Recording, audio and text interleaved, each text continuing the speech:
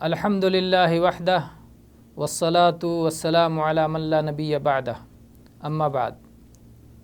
عقیدہ شرعی کورس میں آج ہمارے درس کا عنوان ہے کڑا، چھلا، دھاگا وغیرہ پہننے کا شرعی حکم کیا ہے، اور ایسے ہی درخت وغیرہ سے تبرک لینے کا شرعی مسئلہ کیا ہے۔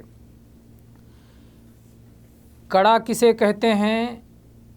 کڑا کا مفہوم یہ ہے کہ چاہے لوہے کا ہو، چاہے سونے کا ہو، چاہے چاندی کا ہو، چاہے پیتل کا ہو، کوئی بھی چیز جو مدور شکل میں ہو، گول ہو، اسے ہاتھ میں، بازو میں یا بدن کے کسی حصے میں شفا کی خاطر، بیماری سے بچنے کی خاطر پہنا جائے۔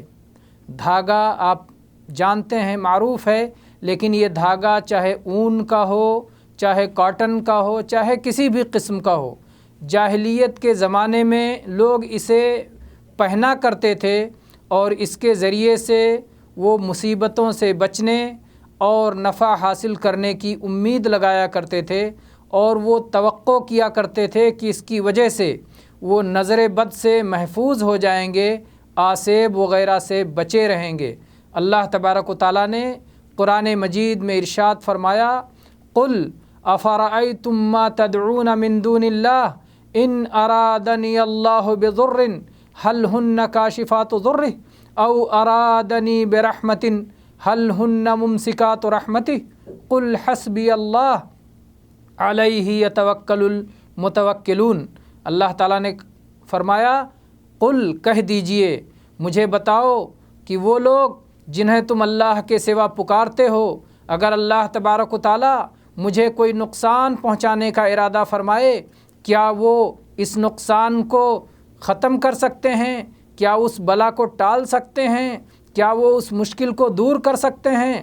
اور یہ بھی ان سے پوچھ لو کہ اگر اللہ تبارک و تعالیٰ مجھے کوئی رحمت دینا چاہے، کیا اللہ کی رحمت کو یہ روک سکتے ہیں؟ کہہ دیجئے، حسبی اللہ، میرے لیے اللہ کافی ہے، علیہ یتوکل المتوکلون، بھروسہ کرنے والے اسی پر بھروسہ کیا کرتے ہیں۔ اور ایسے ہی اللہ تبارک و تعالیٰ نے ایک اور جگہ ارشاد فرمایا، قل ادعوا الذین زعمتم من دونہ فلا یملکون کشف الضر عنکم ولا تحویلا۔ کہہ دیجئے کہ ان لوگوں کو پکار کے دیکھ لو جن کو تم نے اللہ کے سوا مشکل کشا اور حاجت روا بنا رکھا ہے، وہ لوگ نہ کسی بلا کو ٹال سکتے ہیں اور نہ کسی کو ایک جگہ سے دوسری جگہ ہٹا سکتے ہیں، ٹرانسفر بھی نہیں کر سکتے۔ اگر انگلی میں درد ہو، داہنے ہاتھ کی انگلیوں میں درد ہو تو بائیں ہاتھ کی انگلیوں میں نہیں لے جا سکتے۔ پیر کا درد ہاتھ میں یا سر کا درد بازو میں ایک جگہ سے دوسری جگہ بھی درد منتقل نہیں کر سکتے، اور نہ ہی اسے ختم کرنے کی طاقت رکھتے ہیں۔ تو یہ اللہ تبارک و تعالیٰ نے کہا کہ ان کی کوئی طاقت نہیں ہے، ساری طاقت و قوت اللہ رب العالمین کے پاس ہے، وہی مصیبتوں کو ٹالتا ہے، وہی نعمتوں کو عطا فرماتا ہے۔ اور ایسے ہی عمران ابن حسین رضی اللہ عنہ کی حدیث ہے کہ نبی کریم صلی اللہ علیہ وسلم نے ایک شخص کے ہاتھ میں پیتل کا ایک کڑا دیکھا، تو آپ نے پوچھا یہ کیا ہے؟ اس شخص نے کہا کمزوری کی بنا پر ہے۔ اللہ کے نبی صلی اللہ علیہ وسلم نے فرمایا انزعھا، اس کو نکال کے پھینک دو، اس لیے کہ اس کی وجہ سے تمہاری کمزوری مزید بڑھے گی، اس کو پھینک دو، اور اگر تم اسے پہنے مر گئے تو کبھی بھی کامیاب نہیں ہو سکتے۔ یہ مسند احمد کی روایت ہے، اور امام بصیری نے اس کی سند کو حسن قرار دیا ہے۔ آپ دیکھیں کہ نبی کریم صلی اللہ علیہ وسلم نے فرمایا کہ اگر اسے پہنے مر گئے تو کبھی کامیاب نہیں ہو سکتے۔ کامیابی کیا ہے؟ کامیابی جہنم سے آزادی ہے۔ کامیابی کیا ہے؟ کامیابی جنت میں داخلہ ہے۔ تو اگر کوئی شخص شرک کرتے کرتے مر گیا تو وہ نہ جہنم سے آزاد ہو سکتا ہے اور نہ جنت میں جگہ پا سکتا ہے۔ اور ایسے ہی حذیفہ ابن الیمان رضی اللہ عنہ کی حدیث دیکھیے کہ انہوں نے ایک شخص کے ہاتھ میں بخار کی وجہ سے ایک دھاگا بندھا ہوا دیکھا، تو حذیفہ رضی اللہ عنہ نے وہ دھاگا کاٹ دیا اور قرآن مجید کی اس آیت کے اس ٹکڑے کی تلاوت فرمائی، وما یؤمن اکثرہم باللہ الا وہم مشرکون، کہ ان میں سے اکثریت اللہ پر ایمان لاتی بھی ہے تو ساتھ میں شرک کرتی رہتی ہے۔ یہ سورہ یوسف کی آیت نمبر 106 ہے، اور یہ حدیث امام ابن ابی حاتم نے اپنی تفسیر میں ذکر کیا ہے۔ اس سے ان آیات اور احادیث سے یہ بات واضح ہو گئی کہ کڑا، دھاگا، چھلا، اس طرح کی چیزیں پہننا یہ غیر شرعی ہے، یہ چیزیں حرام ہیں، ہماری شریعت میں ان کا پہننا حرام ہے۔ اور اگر ان کا پہننے والا یہ عقیدہ رکھتا ہے کہ اللہ کے بغیر یہ چیزیں ذاتی طور پر مؤثر ہیں، بذات خود یہ اثر کرتی ہیں، یہ فائدہ دیتی ہیں، یہ شفا دیتی ہیں، تو ایسا شخص توحید ربوبیت میں شرک اکبر کا مرتکب ہے، اس لیے کہ وہ سمجھتا ہے کہ اللہ کے سوا کوئی اور بھی ہے جو شفا کو پیدا کر سکتا ہے، جو خالق ہے، جو مدبر ہے۔ تعالی اللہ عما یشرکون، اللہ ان کے شرک سے بہت بلند ہے۔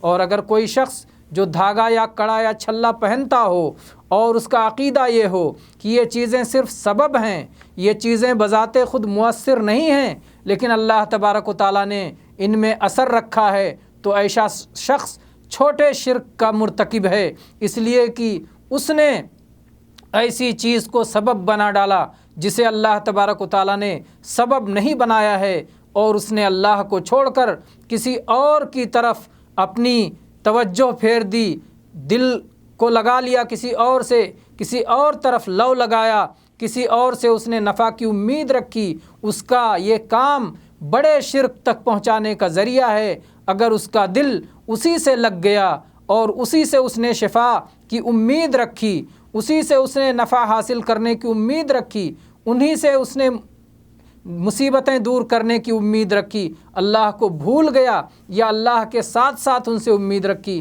تو ظاہر ہے شرک اکبر کا مرتکب ہو جائے گا۔ تو یہ شرک اکبر کا ذریعہ ہے، لہٰذا یہ شرک اصغر ہے۔ اب آئیے ہم اس موضوع پہ بات کرتے ہیں کہ درختوں اور پتھروں وغیرہ سے تبرک لینے کا مسئلہ کیا ہے۔ تبرک کا کیا معنی ہوتا ہے؟ تبرک معنی ہوتا ہے برکت طلب کرنا، برکت کو تلاش کرنا، اور برکت کا تلاش کرنا دو صورتوں میں سے کسی ایک صورت سے خالی نہیں ہو سکتا۔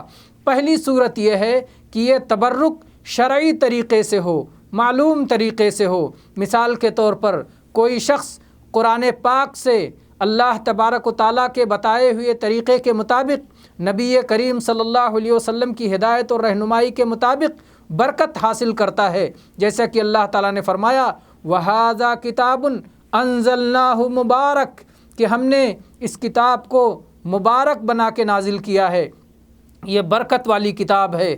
قرآن پاک کی برکت یہ ہے کہ اس سے دلوں کو ہدایت نصیب ہوتی ہے، اس سے سینوں کی بیماریوں کو علاج حاصل ہوتا ہے، اس سے نفوس کی اصلاح ہوتی ہے، اس سے اخلاق کو تہذیب ملتی ہے، اخلاق سنورتے اور سدھرتے ہیں۔ اس کے علاوہ بے شمار فوائد و برکات ہیں قرآن مجید کے، تو ان برکات کو اگر شرعی انداز میں حاصل کیا جائے، معلوم انداز میں انہیں حاصل کرنے کی کوشش کی جائے، تو وہ مذموم نہیں ہے، اس میں برائی اور خرابی نہیں ہے۔ خرابی یہاں ہے جب آدمی غیر مشروع طریقے سے تبرک حاصل کرنے کی کوشش کرتا ہے، جیسے کوئی شخص درختوں سے یا پتھروں سے یا قبروں سے یا قبوں سے یا اسی طرح سے مزارات سے، ان جگہوں سے جا کر کے انہیں چھو کر، انہیں ہاتھ لگا کر کے، یا وہاں چڑھاوے چڑھا کر کے، یا وہاں کوئی غیر شرعی عمل انجام دے کر کے اگر کوئی شخص تبرک حاصل کرنا چاہتا ہے تو یہ سب کے سب شرک میں سے آتی ہیں۔ چنانچہ آئیے حدیث دیکھتے ہیں، ابو واقد لیثی رضی اللہ عنہ بیان کرتے ہیں کہ ہم لوگ یعنی صحابہ کرام رسول اللہ صلی اللہ علیہ وسلم کے ساتھ حنین کی طرف نکلے، اور ابھی ہم لوگ کفر سے نکل کر کے جلد ہی آئے تھے، جلد ہی ہم نے اسلام قبول کیا تھا۔ مشرکین کا طریقہ یہ تھا کہ ان کے پاس بیری کا ایک درخت ہوتا تھا تبرک کے لیے، جس درخت کے پاس وہ بیٹھ جایا کرتے تھے اور اپنے ہتھیاروں کو اس درخت سے لٹکایا کرتے تھے۔ اس درخت کا نام انہوں نے ذات انوات رکھا تھا۔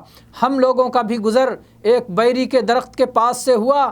ہم نے کہا اے اللہ کے رسول صلی اللہ علیہ وسلم، ہمارے لیے بھی اسی طرح ایک ذات انوات مقرر فرما دیجئے۔ رسول اللہ صلی اللہ علیہ وسلم نے تعجب کے ساتھ تکبیر بلند کیا۔ آپ نے فرمایا اللہ اکبر انہا السنن، اللہ سب سے بڑا ہے، یہ طریقے ہیں۔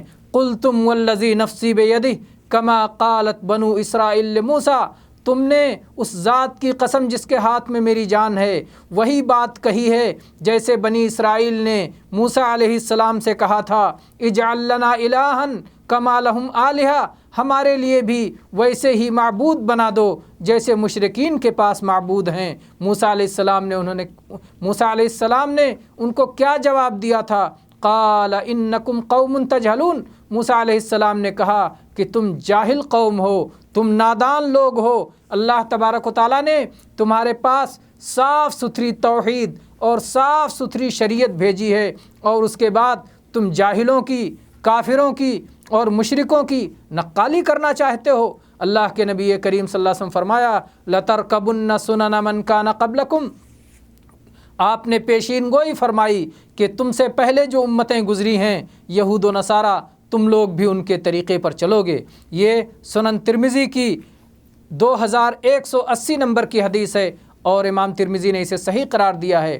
اس حدیث سے یہ بات معلوم ہوتی ہے کہ جو لوگ درختوں میں، قبروں میں، پتھروں میں عقیدہ رکھتے ہیں، اعتقاد رکھتے ہیں، ان سے تبرک حاصل کرتے ہیں، وہاں جا کے مجاوری کرتے ہیں، وہاں جا کر کے جانور ذبح کرتے ہیں، بکرا یا مرغا ذبح کرتے ہیں، یہ سب چیزیں شرکیہ ہیں۔ اور اسی لیے نبی کریم صلی اللہ علیہ وسلم نے صحابہ سے جنہوں نے برکت کے لیے ایک درخت کا مطالبہ کیا تھا، آپ نے فرمایا تمہارا مطالبہ تو بنو اسرائیل کے مطالبے کی طرح ہے، جیسا انہوں نے موسیٰ علیہ السلام سے کہا تھا اجعل لنا الہا کما لہم آلہہ، کہ ہمارے لیے بھی اسی طرح معبود مقرر کر دو جیسا مشرکین کے پاس معبود ہیں۔ حالانکہ صحابہ کرام نے برکت حاصل کرنے کے لیے ایک بیری کے درخت کا مطالبہ کیا تھا جیسا کہ مشرکین برکت حاصل کیا کرتے تھے، اور موسیٰ علیہ السلام کی قوم نے تو باقاعدہ معبودوں کا مطالبہ کیا تھا۔ دونوں میں فرق ہے، لیکن فرق کے باوجود ایک برابری بھی ہے، وہ یہ ہے ایک قدر مشترک ہے، اور وہ یہ ہے کہ دونوں میں توحید کی خلاف ورزی پائی جا رہی ہے، توحید کی مخالفت پائی جا رہی ہے، کیونکہ درخت سے تبرک لینا بھی شرک کی ایک صورت ہے، اور اللہ کو چھوڑ کر کسی اور کو معبود بنانا بھی شرک کی ایک صورت ہے۔ ایک کھلا ہوا اور واضح شرک ہے، اور ایک میں بعض لوگوں کو غلط فہمی ہو جاتی ہے۔ اسی طرح سے اللہ کے نبی کریم صلی اللہ علیہ وسلم نے جو یہ فرمایا لَتَرْكَبُنَّ سُنَنَ مَنْ كَانَ قَبْلَكُمْ، کہ تم اپنے سے پہلے امتوں کی پیروی کرو گے، ان کی راہ پر چلو گے۔ آپ نے جو پیشین گوئی فرمائی تھی کہ اس امت میں شرک واقع ہوگا، تو یہ پیشین گوئی کے مطابق اس امت کے بعض لوگ شرک میں پڑ گئے۔ اللہ کے نبی کریم صلی اللہ علیہ وسلم اپنی طرف سے کچھ نہیں کہتے تھے، جو کہتے تھے وہ اللہ کی وحی سے کہتے تھے، چنانچہ آپ نے اپنی امت کو خبردار کر دیا تھا، منع فرما دیا تھا۔ اب ہماری ذمہ داری یہ ہے کہ ہم شرک کی چھوٹی اور بڑی تمام صورتوں کو اچھی طرح سمجھیں اور اس سے اپنے آپ کو بچائیں۔ وآخر دعوانا ان الحمد للہ رب العالمین وصلی اللہ علیہ نبینا وسلم۔